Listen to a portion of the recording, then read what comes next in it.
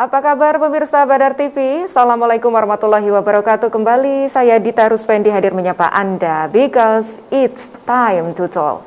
Pemirsa, setelah menjalani pembelajaran tatap muka 50% selama beberapa waktu, kini beberapa daerah yang berstatus PPKM level 2 seperti DKI Jakarta dan Kabupaten Bekasi berencana akan melakukan kembali pembelajaran tatap muka 100%. Menurut Wagub DKI Jakarta, Pak Ahmad Riza Patria, pelaksanaan PTM 100% akan dimulai menyusul diberlakukannya pelonggaran kebijakan di sejumlah sektor. Meski demikian, belum diketahui secara pasti kapan hal tersebut dimulai. Sementara itu, pemirsa, Kepala Dinas Pendidikan Kabupaten Bekasi, Pak Carwinda, berharap PTM bisa digelar 100% mulai bulan April. Karena siswa SD dan SMP saat ini sudah mendapatkan vaksinasi COVID-19 dosis kedua. Lalu apakah pihak sekolah sendiri sudah siap menggelar PTM 100% kembali? Kali ini akan kami bahas bersama dua narasumber, yaitu Ibu Mas Rikoh, Kepala Bidang P2P Dinkes Kabupaten Bekasi, dan Pak Kustara, Kepala Sekolah SDI Al-Azhar 12 Cikarang. Kita sapa satu persatu. Assalamualaikum warahmatullahi wabarakatuh, Ibu Mas Rikoh. Waalaikumsalam warahmatullahi wabarakatuh. Apa kabar Ibu? Alhamdulillah sehat. Alhamdulillah ya. Dan sudah terhubung juga melalui sambungan virtual ada Pak Kustara. Assalamualaikum warahmatullahi wabarakatuh, Pak Kustara. Waalaikumsalam warahmatullahi wabarakatuh. Sehat sekeluarga ya Pak? Alhamdulillah. Baik, Ibu Mas Rikoh, terima kasih masih di perjalanan, sudah menyempatkan hadir bersama kami di sini. Saya mau bertanya ke Ibu Mas Rikoh terlebih dahulu. Ibu, bagaimana gambaran COVID-19 di Bekasi saat ini, Ibu Mas Rikoh? Alhamdulillah, gambaran COVID-19 di Kabupaten Bekasi akhir-akhir ini sudah melandai ya, sudah turun. Yang sempat waktu di akhir Januari, awal Februari itu sempat naik yang bisa sampai 5 kali lipat di tahun 2021. Tapi sepertinya kenaikan itu adalah Omikron ya, yang memang dengan cepatnya melandai. Jadi tidak ada kasus kematian pun, hanya sedikit, dan itu pun terjadi di mereka yang menderita komorbid. Jadi sepertinya yang kemarin terjadi di Kabupaten Bekasi kebanyakan itu Omikron, tapi memang tidak ditegakkan oleh diagnosa yang memang mendukung ya, karena memang harus dikirim ke Bandung sampelnya, dan memang di sana juga menumpuk, sehingga kita asumsikan semua itu adalah COVID, tapi kebanyakan mereka sembuh di 5 hari di Kabupaten Bekasi. Baik, ini sebuah prestasi ya. Kasusnya mulai melandai, tentunya ini adalah salah satunya berkat upaya dari Ibu Mas Rikoh dan kawan-kawan beserta jajarannya. Ibu Mas Rikoh, apa saja yang sudah dilakukan oleh Dinkes dalam mendukung sektor pendidikan, khususnya tindakan kuratif dan promotif ya, Bu Mas Rikoh, karena untuk tindakan preventif nanti akan kita bahas di segmen kedua. Karena saat ini kita sedang membahas yang namanya PTM 100%, apa saja yang sudah dilakukan oleh Dinkes sejauh ini dalam mendukung dunia pendidikan? Kita sedang mengejar menuntaskan vaksinasi ya, khususnya untuk dosis anak, karena memang dosis anak itu dosis pertamanya adalah kita sudah 95%, sementara di dosis kedua kita masih di 71, jadi masih sangat jauh ya.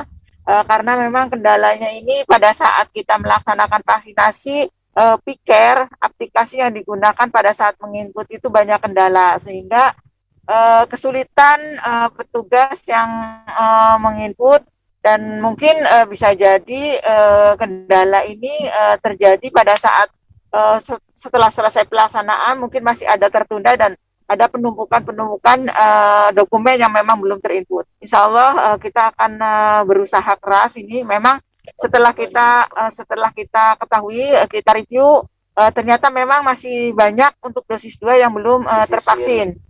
Jadi kita sudah menyisir dari 23 kecamatan, masih ada 36.000, itu terakhir di minggu kedua Maret ya, ada 36.000 lagi yang belum tervaksin. Insya Allah di akhir Maret ini kita akan selesaikan untuk dosis 2-nya.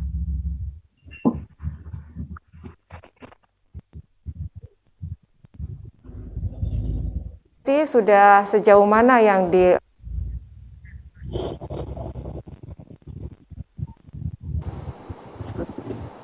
Ibu Mas Riko? Ya, Mengenai vaksinasi itu adalah lebih ke tindakan preventif ya. Untuk tindakan promotifnya seperti apa? Sosialisasi apa yang sudah dilakukan sejauh ini oleh Dinkes dalam kita mendukung tetap kegiatan prokes pendidikan? ya, prokes tetap kita ini gencar kita inikan kembali ya, kita tingkatkan kembali ke masyarakat supaya tetap prokes jalan ya, minimal kita menggunakan masker walaupun memang kita masih bisa berkerumun, kita tidak dipermasalahkan, tidak dalam pembatasan, namun tetap masker itu wajib ya, harus Baik. menggunakan masker karena Omikron ini salah satu alat yang memang sangat ampuh untuk menghindari COVID adalah dengan menggunakan masker. Baik, pertanyaan yang sama untuk Pak Kustara dari Al-Azhar. Pak Kustara, bagaimana situasi jalannya kegiatan sekolah dengan dukungan dari Dinkes selama ini, Pak Kustara? Ya, alhamdulillah yang saya rasakan bahwa dukungan dari pemerintah dalam hal ini Dinas Kesehatan, terutama untuk pelaksanaan vaksin gitu ya, kemudian sosialisasi terkait prokes dan lainnya berjalan baik sih Bu. Baik, berjalan baik. Dilihat dari indikator apa saja, Pak Kustara? Saya melihatkan bahwa kemarin ketika kita banyak masyarakat yang terkena, kemudian dilaksanakan vaksinasi wabil khusus di sekolah gitu ya. Kemudian pada saat itu juga alhamdulillah kita dikunjungi oleh Bapak Bupati, kemudian dari Kapolres dan lain-lain gitu. Termasuk dari Dinas Kesehatan. Dalam hal ini yang paling berperan adalah Puskesmas Mekar Mukti ya, ada di lokasi kita. Jalannya PTM 50% selama di semester genap ini, bagaimana Pak Kustara? Apakah ada laporan yang sakit dari orang tua siswa atau bagaimana? Untuk PTM sendiri, kita kan memang membagi anak-anak itu menjadi 2 kelompok gitu ya. Sehingga mereka itu bergantian untuk 50% masuk, 50% belajar dari rumah. Tentunya menggunakan metode blended learning ya, yang kita laksanakan seperti itu. Nah, kemudian keluhan itu sendiri dari orang tua, menurut saya sih waktu belakangan ini sudah hampir nggak ada gitu ya. Bahkan mereka udah bertanya ke sekolah kapan kita PTM full 100%. Saya bilang ya menunggu ketentuan dari pemerintah.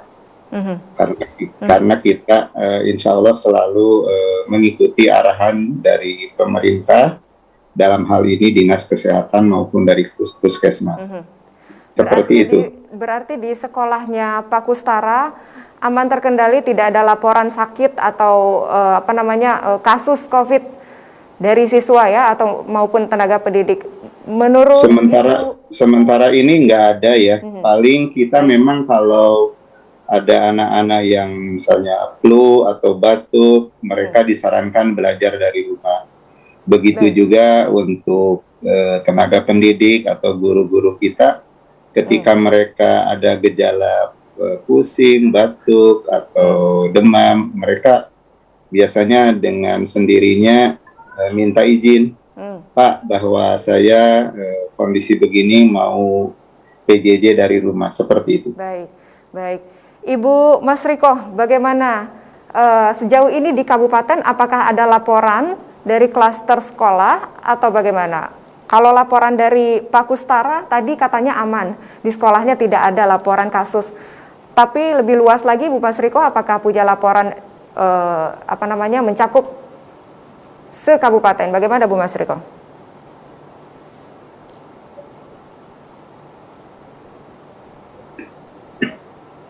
Ibu Mas Riko? Baik, sepertinya terkendala masalah komunikasi ya. Kita kembali ke Pak Kustara terlebih dahulu. Pak Kustara, apa kendala sejauh ini selama PTM 50% ini dilakukan? Apa kendala yang menurut Pak Kustara ini patut menjadi sorotan dari pemerintah? Kendala kita sih ketika proses PTM ini adalah anak-anak mulai jenuh gitu kan ya, karena mereka itu kan belajar dari rumah, kemudian manteng di paisnya masing-masing. Kadang-kadang mereka kalau udah bosen biasanya tutup kamera gitu kan, sehingga para guru tidak bisa memantau gitu. Baik, berarti menurut Pak Kustara pembelajaran 50% ini dengan metode blended learning ini efektif atau tidak? Ya, kita harus akui bahwa blended learning ya kurang efektif. Karena hal-hal teknis seperti sudah dijelaskan tadi ya oleh Pak Kustara. Terutama untuk kelas-kelas rendah ya. Kalau kelas 1, 2, 3 itu kendalanya lumayan gitu. Karena anak-anak mungkin perlu didampingi, padahal orang tuanya juga ada yang bekerja gitu kan. Sedangkan untuk kelas tinggi, oke lah, mungkin mereka sudah nyaman menggunakan laptop, menggunakan HP dan seterusnya. Baik, permasalahan teknis ya seputar situ. Yeah. Kita ke Ibu Mas Riko lagi, Ibu Mas Riko. Nampaknya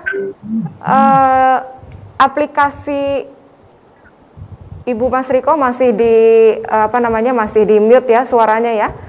Ibu Mas Riko, pertanyaannya sama.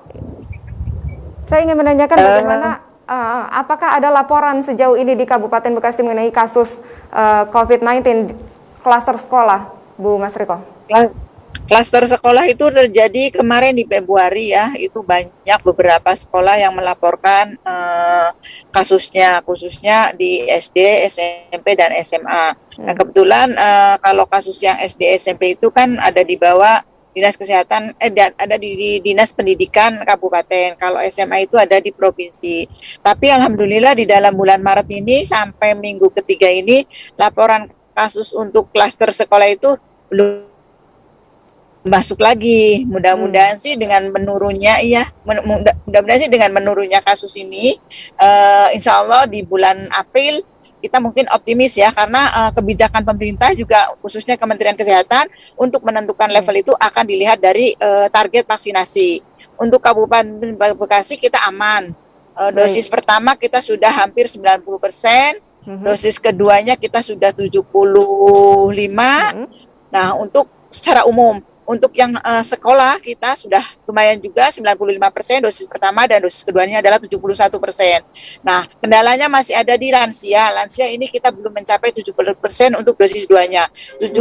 Dosis satunya kita lansia sudah 72 kalau nggak salah, 72%, tapi dosis satunya ini masih 61%. Mungkin insya Allah April ya kita bisalah untuk tatap muka ya, istilahnya 100%. Insya Allah mudah-mudahan dengan mengejar target vaksinasi yang ada di Kabupaten Bekasi. Kebetulan vaksin sekarang ini kita kosong untuk booster, hanya untuk menuntaskan dosis kedua anak vaksin yang tersedia di kami Dinas Kesehatan Kabupaten Bekasi. Baik. Mengenai pembelajaran tatap muka 100% ini, Bu Mas Riko, tentunya syaratnya tidak hanya menuntaskan program vaksinasi saja ya, Ibu Mas Riko. Apa sih syarat-syarat yang setidaknya harus dipenuhi oleh kita atau oleh sekolah sehingga pembelajaran tatap muka 100% bisa diterapkan, Bu Mas Riko? Ya tetap kunci pertamanya adalah prokes ya. Tetap masker itu harus digunakan, cuci tangan ya. Kalau untuk menggunakan sistem belajar PTM-nya untuk 100% itu hanya di prokes ya dengan vaksinasi. Itu saja kuncinya. Sama mungkin ada yang ketiga yang memang sekarang sudah aturannya sudah berubah. Yang awalnya kita pelaku perjalanan itu harus PCR dan antigen, sekarang kan sudah tidak lagi. Nah, kemungkinan besar juga hanya dilakukan pada kontak erat atau yang terkonfirmasi untuk dilakukannya pemeriksaan PCR dan antigen. Mudah-mudahan sih saya optimis ya, kedepannya kita akan berstatus tidak lagi menjadi pandemi, insya Allah akan menjadi endemi. Ini sedang dipersiapkan oleh Kementerian Kesehatan. Kita berharap mudah-mudahan kita bersama-sama berdoa, dan memang kita juga masyarakat harus patuh ya dengan prokes ini supaya COVID-19 ini berakhir di tahun 2022. Baik. Mengenai jam pelajaran atau lamanya waktu kegiatan belajar mengajar, bagaimana Ibu Mas Riko? Sejauh ini kita akan berkoordinasi dengan Dinas Pendidikan. Kalau mungkin untuk uji coba ya untuk PTM 100% ini mungkin kita akan coba dengan kemarin kan yang 50% kita dengan 2 jam ya. Mungkin untuk PTM yang 100% ini akan digunakan jam yang sama, tapi dengan 100% full kita tatap muka. Baik. Walaupun bukan syarat pembelajaran tatap muka, namun bukan satu-satunya begitu ya, satu-satunya syarat pembelajaran tatap muka, namun upaya untuk mendorong kemudian mengamankan situasi pandemi ini, kemudian keselamatan juga agar bisa melaksanakan pembelajaran dengan baik. Ini bisa dilakukan juga melalui vaksinasi ya, sudah disinggung tadi sedikit oleh Ibu Mas Riko. Atau sudah sampai mana jalannya vaksinasi bagi anak sekolah di Kabupaten Bekasi? Ini akan kita bahas di segmen berikutnya. Jangan kemana-mana pemirsa, tetaplah bersama kami di Time to Talk.